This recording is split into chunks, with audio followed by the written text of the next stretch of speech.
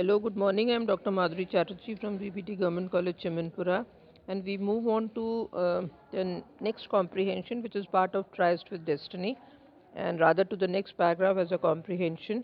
And as I was telling you, this is one of the historic speeches of Jawaharlal Nehru, our first Prime Minister, and a huge freedom fighter, and he had given this historic speech on the eve of 14th, that is before at the midnight of 14th of August, and the next 15th August we received our independence. We were free country, and I continue with the paragraph, and it says, "Freedom and power bring responsibility." Now, as he said that we would be a free country, we would be free from the British rule, but freedom also brings with it a lot of responsibility. Uh, Power also brings you responsibility, and this is something we need to know as Indians, and we have to be very responsible about our roles and jobs. The responsibility rests upon the assembly, a sovereign body. Now he says the responsibility of the entire nation rests upon the assembly, which is constituted by the people of India, because India is a sovereign socialist democratic republic, a sovereign body representing the sovereign people of India. Sovereign means independent body representing, constituting the independent people of India. Before the birth of freedom, we have endured all the pains of labor. And he says, when we were slaves, when we were under the British rule, we were not free, we had to endure, we had to bear with a lot of pains, of labor, of hardships, and our hearts are heavy with the memory of the sorrow, and our hearts are bleeding, are heavy with the number of pains and the number of sacrifices, the number of tragedies we had to undergo, and the brave martyrs and the freedom fighters who gave their names, who gave their lives for the country, and we lost them forever. So some of these pains continue even now. So some of the tragedies, we lost some very young men. We had to face. We had been through non-cooperation movement, and prior to that, there's so many miseries which had been caused by the Britishers, and the same pains continue, but nevertheless the past is over. But now, as an independent country, the past is over, we are free, and it's the future that beckons to us. Beckons is calls. So the future is something which is calling to us now to prepare on a new journey, to start on a new journey. The future is not one of ease. The future of the country is not of easy. It's not so easy that everything will just fall into place and everything would be in order. And because we are free, we are able to manage everything. We have to take the challenges or resting, but of insistence. The future is not of ease or resting. We cannot just rest. We cannot become passive. We cannot just lie down now, but of incessant. Incessant means continuous.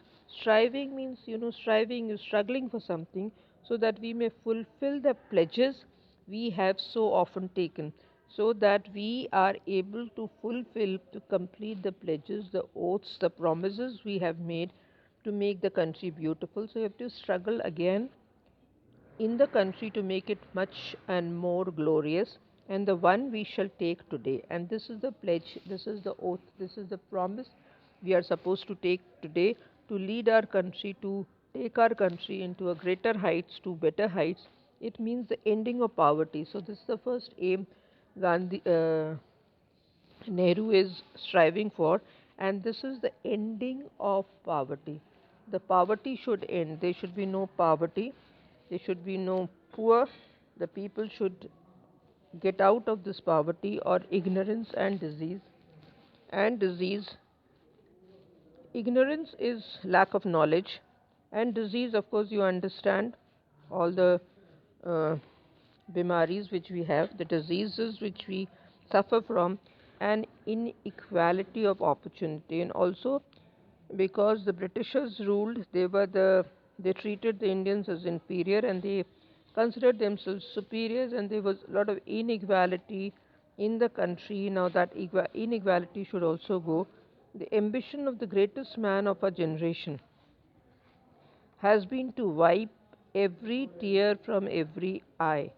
So, the ambition of every man of this generation is to m- wipe out, to take away all the tear from every eye, so that there is no misery left, so that nobody is in pain, nobody is in sorrow. That may be beyond us, that may be difficult for us, that may be not too easy in the long run, in a short course, but over the time we can always struggle for that. But as long as there are tears and suffering, so long our work will not be over. Now this is something which is Nehru making very clear, and he's saying as long as there is tears, as long as there is sorrow, as long as there is misery, our job will not be over. We'll have to continue to struggle. We'll have to insistently and work and make the country a better place. So, this is the paragraph again for you, a small little paragraph. The questions which is being asked in this paragraph are: what did we endure before freedom? What are the pains and the difficulties we endured, we had to bear with before freedom? What are the challenges to be faced after freedom has been gained? What challenges can be faced after the freedom has gained? How is the future envisaged? Envisaged is seen. How is the future, you know, predicted? How is the future designed, looked? What is the ambition of the greatest man of this generation? So, what is the ambition with which Nehru is talking here? He's giving the lecture. What does service of India means? And the last question: what does he mean by providing service to our country, service of the nation? That his last line is again and again stressing that we have to wipe out every tear from every eye. That's very important. So there should be no pain and no misery. And then you have the questions and the meaning. Sorry, and I have just put a couple of words in every comprehension. I'm not going to. Gone through the meanings, but I will not be explaining it again and again. The meaning. So the first word is poverty. Second is ignorance. Third is disease. Fourth is incessant, and fifth one is pledge. So poverty, as you understand, is poor.